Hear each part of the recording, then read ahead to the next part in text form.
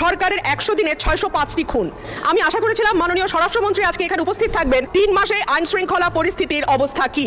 ইউনূস রাষ্ট্রপতির জায়গায় যাবে, ছুপ্পু সাহেব সরে গেলে আমাদের ডক্টর ইউনূস সাহেবকে বসাবে। এটা বিশ্বাসযোগ্য হবে তখনই যখন আপনারা দেখবেন প্রধানমন্ত্রী তার দলের পদটা ছাইরা দিছে, বিএনপির পদটা ছাইরা দিছে, তখনই বুঝবেন ডক্টর ইউনূস রাষ্ট্রপতি হইতে যাইতেছে। কারণ ওই সংস্কারের মধ্যে ওইটা ছিল তো যে আপনি দলের প্রধান থাকতে পারবেন না, আপনি হবেন বাংলাদেশের প্রধানমন্ত্রী, দলের প্রধানমন্ত্রী না।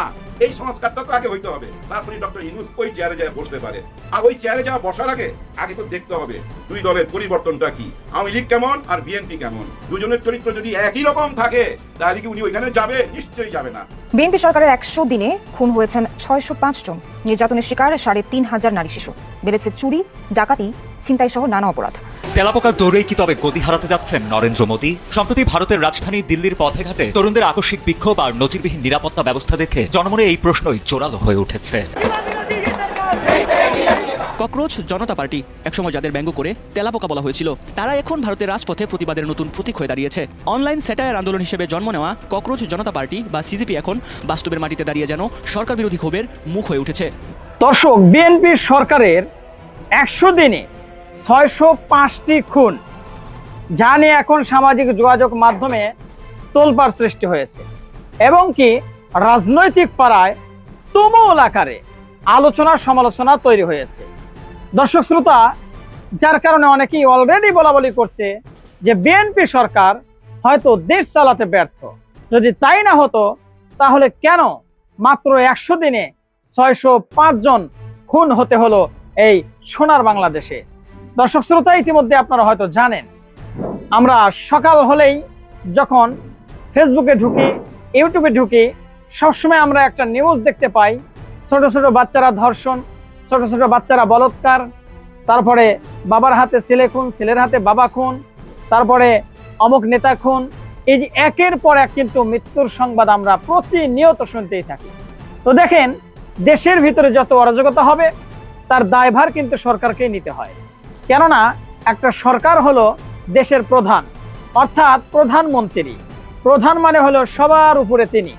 এখন একটা পরিবারে যে প্রধান থাকে, ওই পরিবারের ভিতরে যদি কোনো কিছু উলটপালট হয়, অর্থাৎ পরিবারের লোকেরা যদি ঠিকঠাক মতো চলাফেরা না করে, তাহলে কিন্তু পরিবারের প্রধান যিনি থাকে, যিনি দায়িত্বে প্রধান থাকে, তার উপরে কিন্তু সব দোষ এসে চাপে। কেননা সবাই বলাবলি শুরু করে যে পরিবারের প্রধান হয়তো ঠিক নয়, যার কারণে এই পরিবারটি ঠিকঠাক মতো চলছে না। ঠিক তেমনি ভাবে একটা রাষ্ট্রের প্রধান হলো প্রধানমন্ত্রী, অর্থাৎ প্রধানমন্ত্রী যখন রাষ্ট্রে এলোমেলো হয়ে যায় তখন সব চাপ কিন্তু প্রধানমন্ত্রীকে সহ্য করতে হয়। তো বিএনপি সরকার মাত্র 100 দিনের সরকার, নতুন সরকার, কিন্তু এর ভিতরেই কত অরাজকতা সৃষ্টি হয়েছে যেটা তুলে ধরার চেষ্টা করছে বিরোধী দলীয় নেতাকর্মীরা। বিরোধী দলের কাজই হলো বিরোধিতা করা, অর্থাৎ সরকার দলীয় যারা রয়েছে তাদের উল্টাপাল্টা যেগুলো কাজ সেগুলো ধরিয়ে দেওয়া। যেমন ব্যারিস্টার রুমিন ফারহানা, যদিও এক সময় বিএনপি মনোনীত একজন প্রার্থী ছিল এবং বিএনপির এমপি ছিল আওয়ামী লীগ থাকাকালীন, এখন কিন্তু তিনি বর্তমানে বিএনপিতে নেই, তিনি স্বতন্ত্র হিসাবে নির্বাচন করেছিল, বিজয়ী হয়েছে। সংসদে কিন্তু বিএনপির যত ভুল আছে সেগুলো তুলে ধরার চেষ্টা করছে। এক কথায় বলতে গেলে ব্যারিস্টার রুমিন ফারহানা একজন সত্যবাদী এবং হক কথা বলা পছন্দ করে। বিগত দিনে আমরা আওয়ামী লীগের আমলে সংসদে দাঁড়িয়ে, শেখ হাসিনার আমলে সংসদে দাঁড়িয়ে হাত উঁচু করে যখন কথা বলেছে, তখনই আমরা সেটা ব্যারিস্টার রুমিন ফারহানার মাধ্যমে বুঝতে পেরেছি যে আসলে তিনি কোন ধরনের মানুষ। যাই হোক দর্শক শ্রোতা, আসলে কথা না বাড়াই, আরেকটা সংবাদ আছে আপনাদের জন্য। আমাদের পাশের দাদা বাবুদের দেশ, নরেন্দ্র মোদীর দেশ, সেখানকার কিন্তু প্রধানমন্ত্রী নরেন্দ্র মোদী, সেও বিপদে পড়েছে, তাও আবার তেলাপোকার মাধ্যমে।